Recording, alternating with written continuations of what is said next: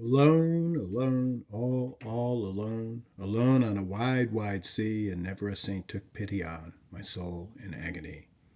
The many men so beautiful, and they all dead did lie, and 1,000,000 slimy things lived on, and so did I. I looked upon the rotting sea and drew my eyes away. I looked upon the rotting deck, and there the dead men lay. I looked to heaven and tried to pray, but or ever a prayer had gushed, a wicked whisper came and made my heart as dry as dust. I closed my lids and kept them close, and the balls like pulses beat. For the sky and the sea and the sea and the sky lay dead like a load on my weary eye, and the dead were at my feet. The cold sweat melted from their limbs, nor rot nor reek did they. The look with which they looked on me had never passed away. An orphan's curse would drag to hell a spirit from on high. But oh, more horrible than that is the curse in a dead man's eye. 7 days, 7 nights I saw that curse, and yet I could not die.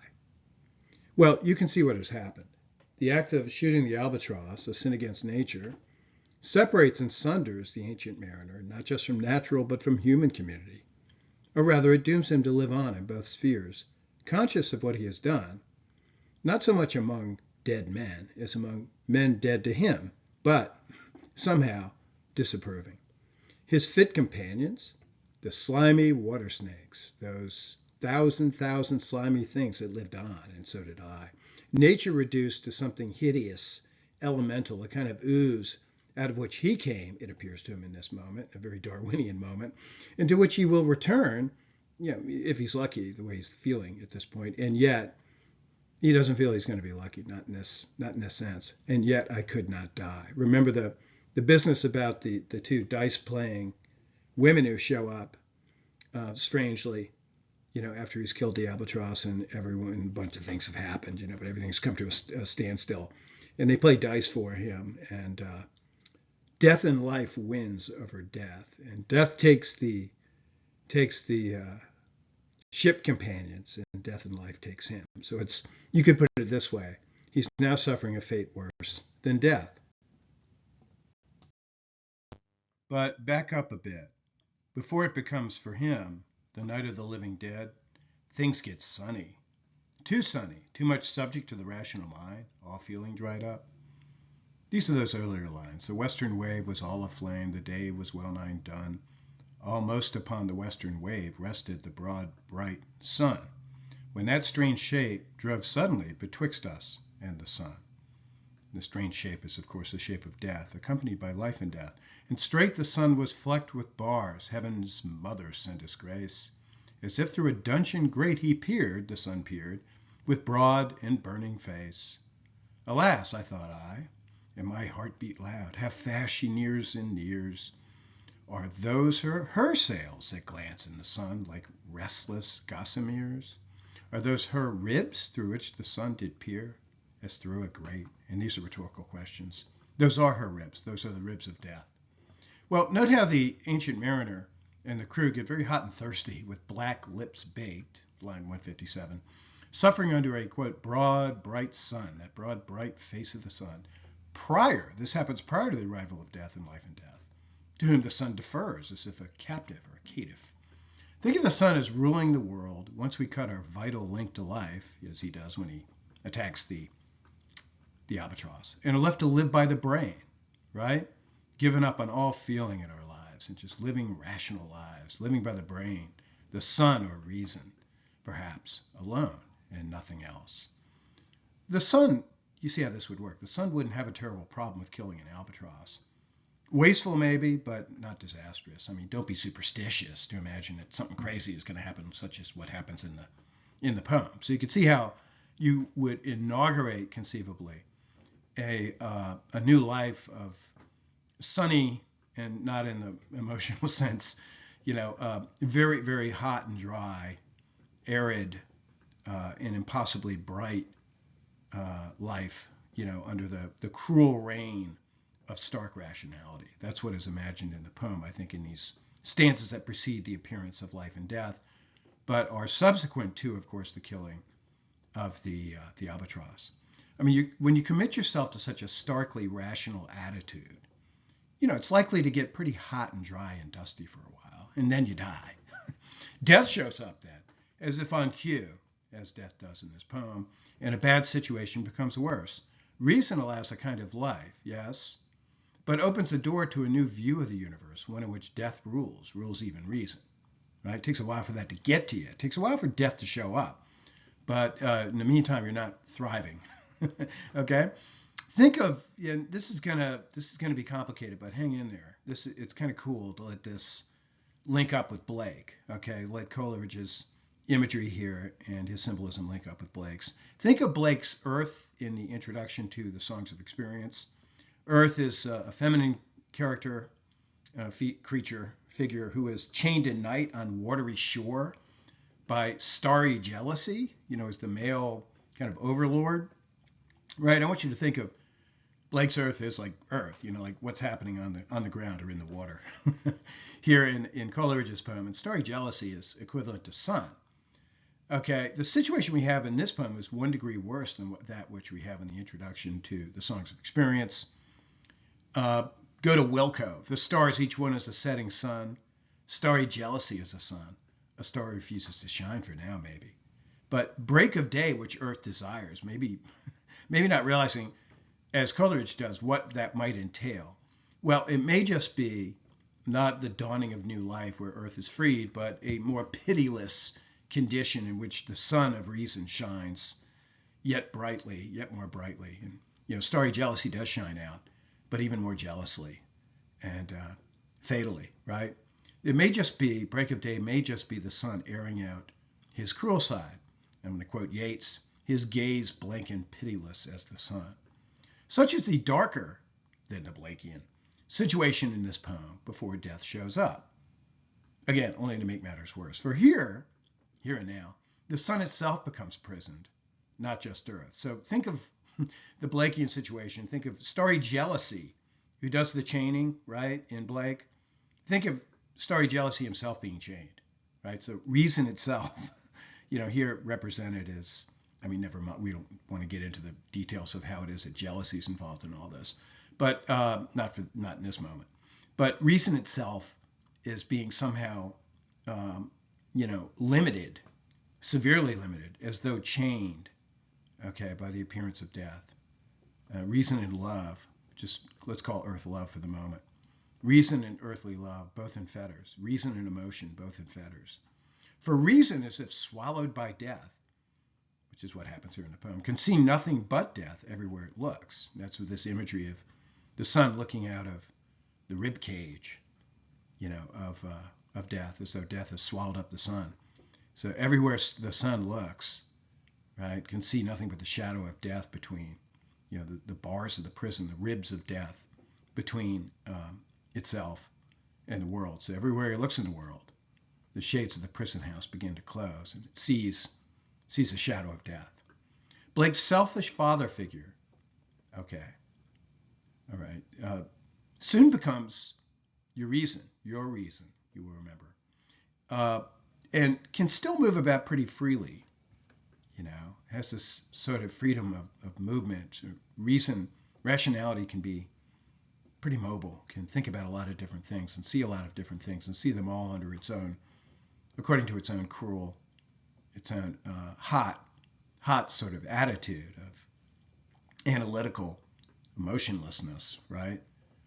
As we know in Blake, usually Urizen is depicted as sitting and fretting for the most part, as he kind of proto-Urizen figure in the human abstract, sits down, and starts thinking about the world in religious terms. We won't get into that in this moment. But compare Coleridge's son, right? No mobility at all. Death says, lock him up. Even the burning, peering presence of unbridled rationality, which murders to dissect, that Wordsworth line, is at risk. Okay, so once chance, it's a roll of the dice, has it that he becomes one of the walking dead. What next? One of the sailing dead? What next? Well, something good happens, which shows that there's a God after all, whatever the sun may think. Yes, Coleridge is a Christian, and the world God has made is good. It has a moon in it. Well, rather, we have a moon in us. God put it there. One that, though it waxes and wanes, can never die. Death hath no dominion. Putting out the sun, it only makes visible the moon, which is already moving. And here's the poem. The moving moon went up the sky and nowhere did abide. Softly she was going up, and a star or two beside. Her beams bemocked the sultry main, like April hoar frost spread.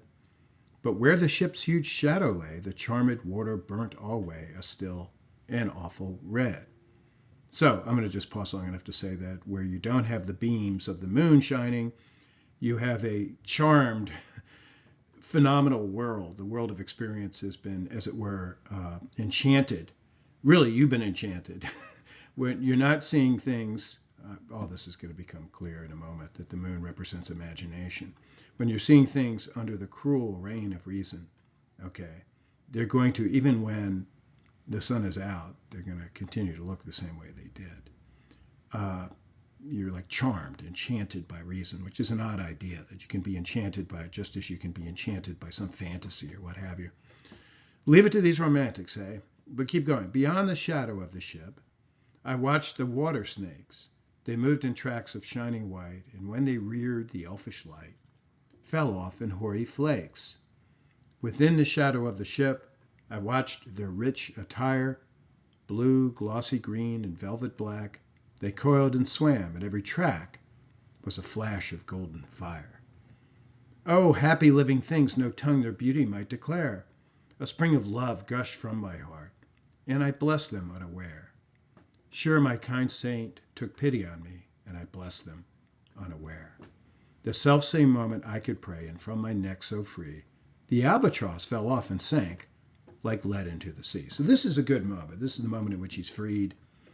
Not that everything is going to be absolutely ideal subsequent to this moment and subsequent to even those subsequent moments where he's being shriven, he's being, as it were, kind of himself seeking the blessing of, of religious folks, and various things happen. He seeks various forms of atonement and seems condemned, even when things, take this nice turn, this very healthy turn.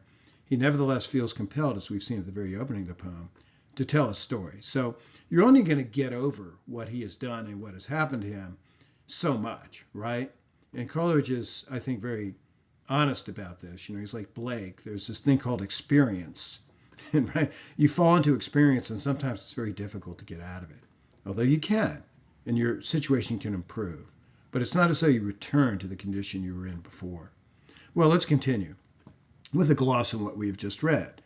Here's Bloom on Coleridge's moon, which I think you would agree is an important part of what happens in this passage. It represents a creative joy in things and should be associated with imagination. Thus, when the moon rises, as it does in the poem, the moving moon went up the sky. When the moon rises, imagination is lifting up. Think of that line in Wordsworth, right, where the imagination lifts up like an unfathered vapor. Here it's associated with the moon rising. Note how in the moonlight, when the moon rises, the imagination rises, and imagination begins to cast its light upon things, so that when we see in the light of imagination, right? When the moon rises, that's a sign that we are looking at things, okay, under the aegis of the moon as opposed to, for example, the aegis of the sun. So note how in the moonlight, you're not surprised perhaps to see this. Beyond the shadow of the ship casts a shadow where the moonlight cannot shine. The water snakes out there beyond the shadow are transformed. They're spoken of as having been bemocked, playfully transfigured.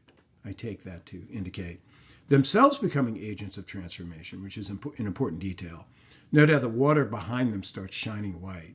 This is the good shining. This isn't the bad shining of the cruel shining of the sunlight that deadens, right? This is the kind of shining that gives light to what it shines upon. The light, speaking of light, here bouncing off them, is made elfish, sort of playful and capricious and, tricky, fanciful. Even, quote, within the shadow of the ship, where moonbeams do not shine, things have now changed. I would argue because he, the ancient mariner, has changed, even by way of, or even by virtue of this very brief encounter as it is up to this point with the moonbeams. Everything seems to change a little bit. Everything he looks at, even when it is, as it were, not a thing seen in the direct light of imagination, nevertheless, still cast. It is still, as it were, seen, under the aegis of the sun. It nevertheless will seem to have transfigured itself, right? And that's a sign of the power of this transformation, where he is himself transformed, and things that should not, you would guess, would not be transfigured, nevertheless, show some sign of altering, right? Quote, every track, this is within the shadow of the ship, every track was a flash of golden fire, every track of the snake. These snakes, before they seemed, these snakes, slimy and grotesque. That's how life, what life there is, looks to the starkly rational mind. But in the light of imagination, all is transfigured, and love, which was in chains, is now freed. A spring of love gushes from his heart. You get the feeling it was chained up inside or stoppered up inside. Heretofore. And the blessing follows apace. I blessed them unaware. Well, Ali had something to say about this, as did a few others of you. Quote, something deeper than him possessed him to bless them like a sort of conversion. He didn't intentionally bless them. He was overpowered by something.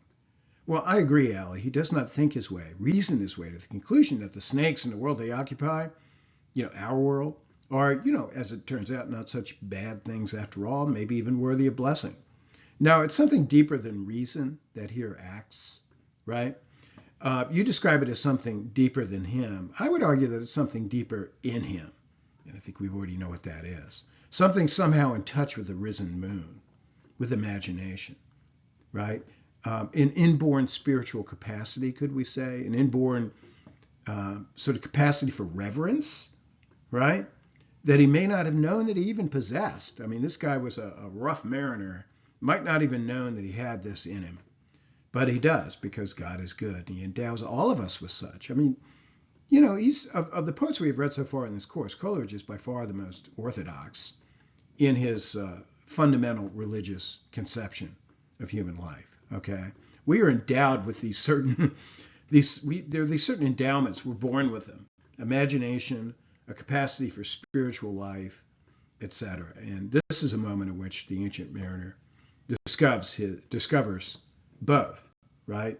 Little wonder that Bloom designates this moment a sacramental moment. Okay, more could be said about this poem, and we have a number of other poems by Coleridge about which we could speak, but you have an exam to take, and the practicality of the situation has to take over. So let me just say one thing about Kubla Khan, and then we'll call it a first half of the semester. Here in this poem, in Kubla Khan, the typically inoffensive Coleridge defies such as Sarah. You remember Sarah, who gives him a dirty look, the meek daughter in the family of Christ, his wife, who gives him a dirty look with her serious eye when he waxes unorthodox at the end of the Aeolian harp.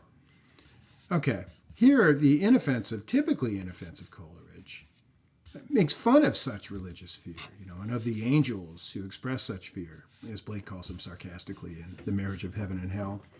It's that moment towards the end of the poem, towards the very bottom of the poem, in which the speaker of the poem says, beware, beware, weave a circle round him thrice, and close your eyes with holy dread. He's too much for you. But of whom is he speaking?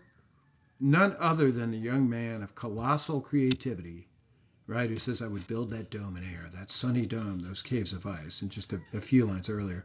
The young man of colossal creativity, of vision, of unbridled inspiration, that's who he's talking about here. That's who he's celebrating here. And he's defying any sort of religious misgiving he might have, that he might share with his wife Sarah, that might limit his celebration. This is a raw celebration, that the sort of thing that we're used to finding in Blake, right? And maybe just here alone, in his entire body of work, does Coleridge get past his usual fear of unorthodoxy to celebrate raw imagination every bit as boldly as does Blake. Okay, that's enough for now. Good luck on the exam.